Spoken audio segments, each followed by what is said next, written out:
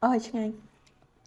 vậy bị tha hưởng clear spy thèm đâu ôi clear you ơi vậy man mỏm xa hiện tơ phùn anh ban được năng lực tìm môi bao nhiêu mày nhom min spy bài mà cả lâu cả lẽ nhom chặt vì đồng đồng mà hai phụt spy nên đấu ở miếng đắp spy thì mi à spy thủng thủng chứ nhom vô vì vô mà sọc tật đây mà tật bị chấn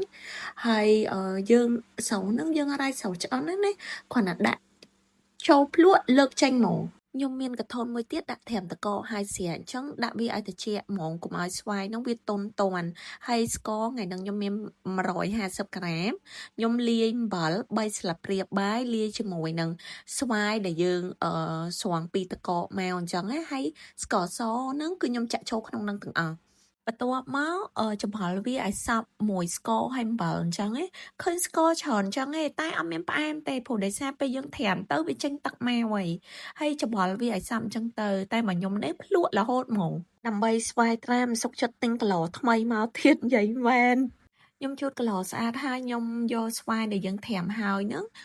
ដាក់ចូលនៅក្នុងគីឡូហ្នឹងទាំងអស់ហ្មងអញ្ចឹងណាមើលបងគ្រាន់តែមិនទាន់អីផងមិនទាន់បានដាក់ចូលគីឡូផងវាចេញទឹកបដាបដាហើយហ្នឹងអញ្ចឹងយើងដាក់វាសកាត់វា